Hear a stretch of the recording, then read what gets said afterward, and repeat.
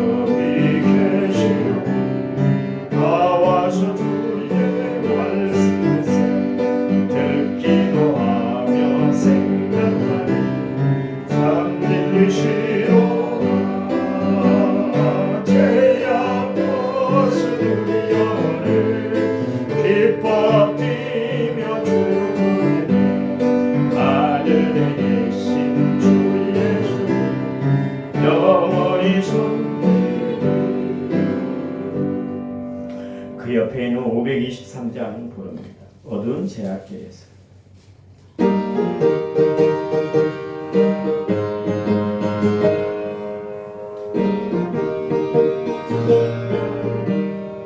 어두운 제약계에서 목자 없는 양 모든 사역을 찬양하리라. 자비하시는 복생나를 보내서 너를 지금 부르리라.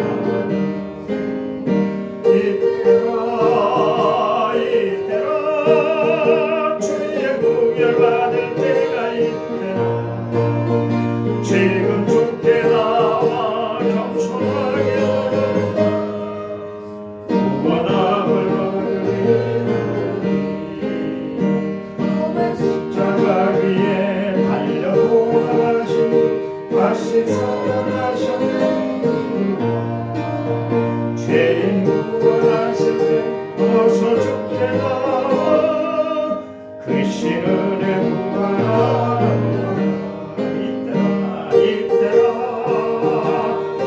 이때라 주의 공열 받을 때가 이때라. 지금 주께 나와 겸손하게 하리라. 구원함을 얻으리라. 주의 귀한 말씀에 영원 생각이 나 주님 너를 용서해 주시라. 주가 부르실 때에 힘과 정성 다하며 주의 은혜 받으라. 이때라 주의 구별 받을 때가 이때라. 지금 주께 나와 겸손하게 하리라. 구원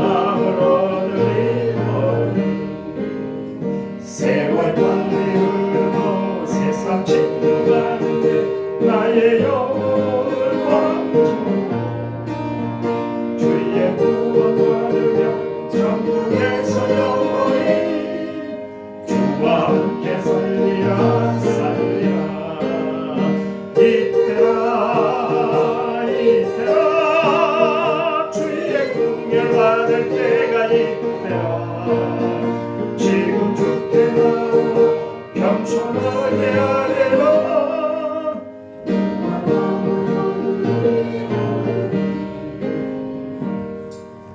아멘. 성경 말씀 보겠습니다. 성경 말씀 신약 성경 베드로전서 1장 13절 14절 15절까지 14절 15절을 읽겠습니다. 13절은 어제 14절 너희가 순종하는 자식처럼 전에요 알지 못할 때 따르던 너희 사욕을 본받지 말고 오직 너희를 부르신 거룩하신 자 너희도 모든 행실에 거룩한 자가 되라. 아멘. 6383번째 문제가 하나님 앞에 드렸습니다. 우리가 살아가면서 답답한 일을 만날 때가 있죠. 그때는 뭐 기도해도 하나님이 응답하시지 않을 때 우리는 낙심천만해야 할 때가 참 많아요. 그때는 진짜 하나님이 살아계시고 그런 의문이 들 때가 있잖아요. 내가 하는 일, 내가 하고 싶은 일을 하나님 분명히 다 아실 텐데 이렇게까지 하나님의 교감을 이루지 못하시고 나에 대해서 이렇게 냉정하게 하나님이 나의 기도에 응답을 하지 아니하시며 신앙생활 해야 되는가? 꼭 교회만 나와야 되는가? 그렇게 손을 놔버리고 싶을 때가 있어요. 참으로 어려운 인생을 살았던 여인이 있는데 그 남편 엘가나의 사랑을 온몸에 다 받고 살았던 여인이었는데 불구하고 하나님이 자식을 주지 않은 거예요. 신앙이 없는 것도 아니고 늘 하나님 위주로 삶을 살아왔고 기도하는 삶을 살아왔는데 불구하고 하나님이 자식을 주지를 않은 거예요. 그의 적수인 분인나는 그렇게 신앙이 좋지도 않은데 불구하고 아기도 잘 낳고 기도하지 않아도 모든 일이 잘 되는 것처럼 보였거든요. 그런데 자신은 아기가 없다는 것 때문에 절망이고 좌절이고 그것 때문에 낙심천만하고 기가 팍 죽어서 그렇게 살고 있었잖아요. 그렇지 않아도 기가 눌려 있는데 분인나가 자꾸 곁에서 막 격동을 하는 거예요. 격분을 하게 만드는 거예요. 아니 나는 뭐 기도 안 해도 애기만 이렇게 쌓아서 잘 낳고 쑥쑥 잘 낳고 이렇게 살아가는데 형님은 어떻게 그렇게 하나님을 찾는다고 찾는데 자식도 없이 그렇게 살아요. 얼마나 속상했겠어요. 그런데 문제는 사무엘상 1장 5절 말씀에 그러나 여호와께서 그에게 임신하지 못하게 하시니라 그랬습니다. 하나님이 태문을 딱 닫아버렸다 그런 이야기예요. 그런데 한나는 자신의 형편과 처지 상황을 탓하지 아니하고 계속 하나님 앞에 기도했어요. 거기에 한나가 기도하는데 그냥 기도했던 것이 아니라 사무엘상 1장 10절과 11절에 한나가 마음이 괴로워서 여호와께 기도하고 통곡하며 서원하여 이르되 주여 여종의 고통을 돌아보시고 나를 기억하사 나 좀 기억해. 나 너무 괴로워요. 힘들어요. 어려워요. 복잡해. 결국 하나님이 한나의 기도를 응답해 하셔서 사무엘이라는 아들을 하나님이 주셨던 것을 알 수가 있습니다. 한나가 엘리에게 자신을 소개할 때 이런 이야기를 했어요. 나는 여호와께 기도하던 여인이다. 그런 이야기를 했습니다. 나는 하나님 앞에 사람들에게 나를 어떻게 소개할 수 있을까? 하나님은 무릎 꿇고 기도하는 사람들의 무릎을 세워주시는 분인 줄 믿으시기 바랍니다. 하나님은 눈물 뿌리고 기도하는 성도들의 기도를 들으시고 기쁨의 단을 거두게 하시는 줄 아시기 바랍니다. 하나님은 두 손 모아 간절히 기도하는 우리의 기도에 하나님이 이 두 손 가득히 축복과 응답의 역사를 베풀어 주시는 줄 믿으시기 바랍니다. 이 아침 우리 한번 기도하겠는데, 하나님, 내 형편 아시잖아요. 내 상황 아시잖아요. 왜 이렇게 어렵습니까? 왜 이렇게 힘듭니까?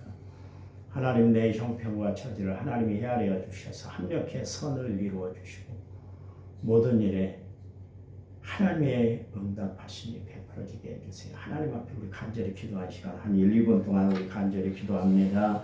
하나님, 은혜와 사랑을 감사합니다. 힘들고 어려운 인생길을 살아가는 저희들입니다. 앞뒤 분간을 하지 못하고 또 어떻게 살아야 할지, 어떻게 방향을 정해야 될지 아무것도 모르게 살아가는 저희들입니다. 하나님, 우리의 형편과 처지를 아시는 하나님께서 합력하여 선을 이루어 주시고 기도하면 응답하신다고 말씀하셨습니다. 하나님, 우리로 하여금 쉬지 말고 기도하고 무시고 성령 안에 늘 기도해야 될 것을 말씀하신 하나님, 오늘도 무릎 꿇고 하나님 앞에 도움을 구합니다. 하나님, 역사해 주시옵소서.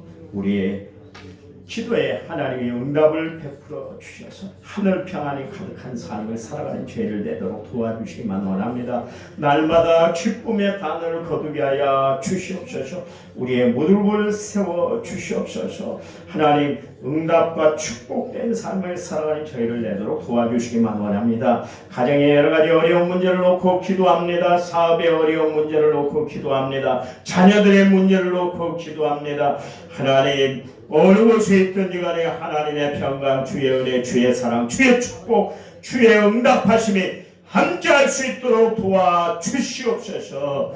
예수님의 이름으로 기도했습니다. 아멘. 하나님이 응답하실 줄 믿습니다.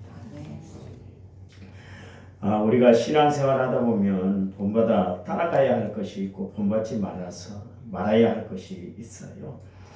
성경은 우리가 걸어갈 길에 대해서 이야기를 하는데 좁은 문을 통과하고 좁은 길을 걸어가라 그랬습니다. 또 어떤 사람들은 넓은 문을 통과해서 넓은 길을 걸어가는 사람들이 있어요. 우리가 품어야 할 마음은 그리스도 예수의 마음, 예수 그리스도의 마음이에요. 그리고 우리가 품지 말아야 할 마음은 악한 마음, 악을 도모하는 마음을 품지를 말아야 된다. 그렇게 이야기를 하고 있습니다. 우리가 해야 할 일은 뭡니까? 땅끝까지로 복음의 증인, 그리스도의 증인으로 살아가는 삶. 우리가 해야 할 일이 복음 전하는 것이죠.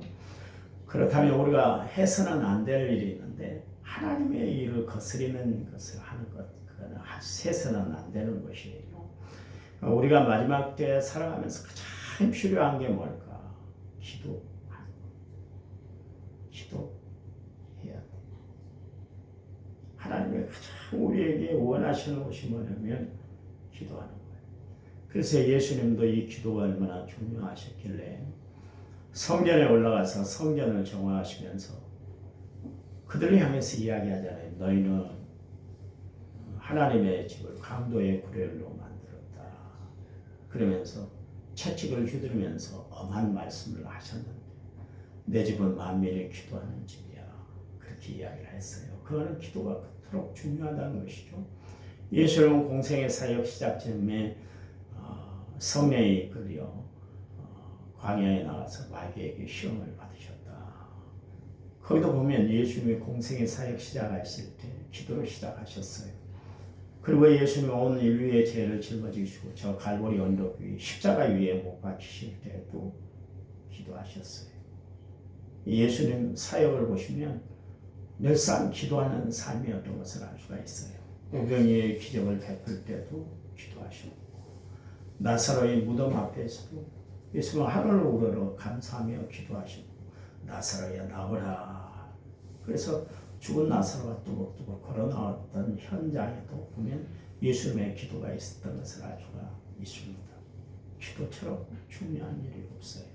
우리 남은 성결교회는 뜨겁게 기도하는 교회, 기도 응답이 베풀어지는 교회가 되어야 할 줄 믿습니다. 성도들의 열심은 무엇으로 평가할 수 있을까요? 기도하는 것. 그래요. 하나님은 기도하는 사람들에게 응답의 축복을 베풀어 주세요. 그래서 하나님이 살아계시다는 것을 우리에게 보여주시는 것이죠. 내가 날마다 기도하는 사람이 되게 해달라고.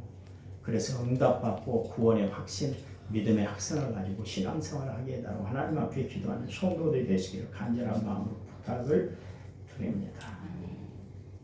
바울은 예수 믿기 전에 우리의 모습에 대해서 이야기를 하고 있잖아요. 우리가 전에는 어둠이었다, 그렇게 이야기를 하고 있습니다. 어둠이라는 것은 우리가 죄악의 늪에 깊이 빠져 있었다, 그런 이야기입니다. 그래서 사리 분별을 하지 못하고 앞뒤 분간을 하지 못하고 우리가 살아가고 있었다, 그렇게 이야기를 하고 있습니다. 허물과 죄로 우리가 죽었다. 죽을 수밖에 없는 죄인이 아니라 허물과 죄로 우리는 죽었다. 이미 사형 선고를 받게 되었다, 그렇게 이야기를 했습니다. 또한 세상 풍조를 따르고 공중권세를 따르는 그런 잡은 자를 따라다녔고 불순종 가운데 역사하는 악한 영을 추종하며 살았던 사람이 바로 예수 믿기 전 어둠의 삶에 우리의 삶의 모습이었다, 그렇게 이야기합니다. 철저히 육체의 욕심 가운데 살았어요. 철저히 육체의 소욕 가운데 이끌림을 받는 삶을 살았습니다. 그래서 우리는 본질상 진노에 참여했습니다. 허물과 죄로 죽어서 지옥 갈 인생이었습니다. 에베소서 2장 10절 말씀에 그때의 너희는 그리스도 밖에 있었고 이스라엘 나라의 밖의 사람이라. 약속의 언약들에 대해서는 외인이요 세상에서 소망이 없고 하나님도 없는 자이더니 그랬습니다. 에베소 5장 8절 말씀에 너희가 전에는 어둠이더니 그랬습니다. 바울은 우리의 과거에 대해서 이렇게 말하고 있는 것은 다른 이야기 아니죠. 예수 없이는 희망도 소망도 아무것도 기댈 것이 없는 그런 삶을 살게 되었다, 그런 이야기입니다. 이렇게 희망도 소망도 없이 더럽혀진 죄인인 그런 존재로 살아가던 우리가 예수 그리스도 안에 있으므로 우리가 새롭게 되었다. 바울의 요지예요. 바울이 말씀하고 있는 가장 중요한 포인트가 바로 여기 있습니다. 여러분, 우리가 예수 그리스도 안에 있음으로 말미암아 우리는 변화된 인생을 살게 됐잖아요. 주님이 우리를 뭐라고 했습니까? 너희는 세상의 소금이다, 빛이다, 그렇게 말씀을 하고 계시잖아요. 그리고 너희는 세상에 그리스도의 향기를 바라며 살아갈 사람이다. 너희는 그리스도의 대사다, 그렇게 이야기를 했습니다. 너희가 전에는 어둠이더니 이제는 주 안에서 빛이다, 그렇게 말씀을 하셨어요. 그리고 이제는 너희는 빛의 자녀로 빛의 열매를 맺고 살아야 되는데 그 빛의 열매는 모든 착함과 의로움과 진실함에 있어, 그렇게 이야기를 하고 있습니다. 여러분, 정말 예수 믿는 삶은 변화된 삶, 예수 믿는 사람은 변화를 추구하는 삶이 되어야 할 줄 믿습니다. 다 어둠 가운데 절망 가운데 사망 가운데 거하는 자가 돼서는 안 돼요. 이야기를 하면 안 돼요. 못해요. 못하겠어요만 이야기를 해요. 여러분, 그거는 예수 믿는 사람들이 표현해야 할 단어가 아니에요. 예수 믿는 사람들은 어떻게 표현할까요? 내게 능력 주신 자 안에서 모든 것을 할 수 있어요. 예수님 우리에게 말씀하셨던 것처럼 할 수 있거든. 무슨 말이에요? 믿는 사람이 능치 못함이 없다고 그랬는데 될 수 있어요. 돼요. 하나님이 역사하시면 능히 될 거예요. 이런 고백, 간증을 드리고 살아가는 성도들이 되어야 할 줄 믿습니다. 그게 빛의 열매예요. 여러분, 착하게 사는 것, 세상 사람들도 얼마든지 찾아보면 우리보다 더 착하게 사는 사람들이 있어요. 의롭게 사는 사람들이 있잖아요. 이 추운 날에도 막 나라의 정의를 바로 세우기 위해서 데모하고 막 그런 사람, 항거하는 사람들이 있잖아요. 의롭게 사는 사람, 막 의에 막 취해서 살아가는 사람이 있어요. 진실하게 속 깨끗하게 살아가는 사람들이 있어요. 그런데 빛의 열매로 그렇게 이야기를 하고 있는 이유는 뭐예요? 우리가 착하고 의롭고 진실하게 살아가는 가장 중요한 것은 뭐냐면 예수님처럼 살아야 됩니다. 예수님이 주신 말씀을 붙들고 그 말씀을 표현하고 살아라, 그런 이야기예요. 하나님의 말씀은 여러분 그냥 우리가 공연물을 애듯이 애워 그냥 암수하는 말씀이 아니에요. 그 말씀이 사람을 움직이게 해야 되는 거예요. 하나님이 우리에게 말씀 로고스를 주셨잖아요. 그 말씀이 삶 가운데 실천이 되는 레마의 말씀이 돼야 되는 거예요. 매번 교회 와서는 힘을 얻고 가고 세상에 가서는 낙심천만에만 살고 교회 와서는 늘 아멘 그렇게 살겠어요 그래 놓고 세상에 나가서는 전혀 말씀에 영향력을 끼치지 못하고 살아간다 것 같으면 그는 예수를 믿어도 헛믿은 거예요. 여러분 제가 늘 이야기합니다. 열심히 신앙생활하는 건 중요하지만 바르게 신앙생활에 나가는 성도들이 되시기 바랍니다. 바르게 신앙생활한다는 것은 말씀대로 실천하며 살아가는 거예요. 말씀대로 실행에 옮기고 살아가는 거예요. 그래요. 우리 자신에게 이제 변화가 찾아왔는데 14절 우리가 순종하는 자식이 되었다. 이 이야기는 무슨 이야기예요? 전에는 우리가 불순종하는 자였다. 그런 이야기 아니겠습니까? 아니 언제 저희가 불순종하며 살았습니까? 부모의 말씀에 순종했고 선생의 말씀이라면 순종했고 또 상관들에게 순종하며 살았는데 무슨 말씀이에요? 그런 이야기를 하실지 모르겠어요. 그런데 이 일상생활에서 우리가 하는 순종 말고 하나님 말씀에 그동안 순종하며 살아왔느냐 그 이야기예요. 여러분 예수를 모르고 살았던 것 그것이 바로 하나님께 불순종하는 것이었습니다. 그런데 이제는 예수를 믿음으로 말미암아 하나님 말씀에 순종하는 사람이 되었으니 이제부터는 철저히 하나님 말씀대로 살아야 된다. 그 이야기입니다. 어떻게 사시겠어요? 지금까지 내 마음대로 살아왔잖아요.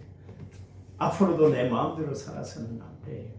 하나님이 인도하시는 대로 하나님이 지시한 대로 정말 그 길을 걸어가며 순종의 삶을 살아가는 성도들이 되시기를 간절한 마음으로 부탁을 드려요. 여러분 성탄절은 어떤 사건이에요? 순종의 사건이에요. 먼저는 예수님이 하나님 말씀에 순종해서 육신의 몸을 입고 이 땅에 오셨어요. 마리아 예수님 동정녀로 정말 남자를 알지 못한 그런 여인이었는데 불구하고 하나님이 이 마리아의 뱃속을 사용하시겠다. 그랬더니 마리아가 그 말씀에 하나님 명령에 순종해서 그것을 받아들였잖아요. 정말 처녀로 아이를 뵙고 약혼남이 있었는데 불구하고 아이를 뵙다는 그 소식이 전해지면 먼저는 요셉에게 따돌림 당할 것이고 사람들에게 돌팔매질을 당할 텐데 불구하고 하나님 말씀 위에 자기에게 어떤 불이익이 온다 할지라도 다 감수하며 내가 그 뜻을 받아들이겠습니다. 그러면서 순종함으로 이루어진 사건이 성탄절이에요. 예수님이 이 땅에 오셔서 순종함으로 말미암아 저 십자가에 우리를 구원하시기 위해서 대속제물이 되어 주셨잖아요. 그때도 어떻게 했어요? 순종하셨잖아요. 겟세마네 동산에 올라가셔서 한수만 있거든 이 잔을 내게서 옮겨 주옵소서. 그렇게 기도했는데 이 내 마음을 고쳐놓고 내 뜻대로 마시고 주님 뜻대로 되기를 원합니다. 그 순종의 사건을 통해서 이 땅에 구원의 완성이 이루어졌던 것을 알 수가 있어요. 성탄은 우리에게 순종이란 이런 것이야. 그것을 보여주기 위해서 하나님이 우리에게 주신 선물입니다. 여러분 이 성탄절 다가오는 성탄절 정말 순종하는 마음으로 하나님의 뜻을 겸허히 받아들이고 살아가는 여러분의 삶의 모습이 되시기를 신앙이 되시기를 간절한 마음으로 부탁을 드립니다. 하나님 감사합니다. 주님 바라보고 하나님 의지하고 주의 도우심을 구하고 날마다 살아갑니다.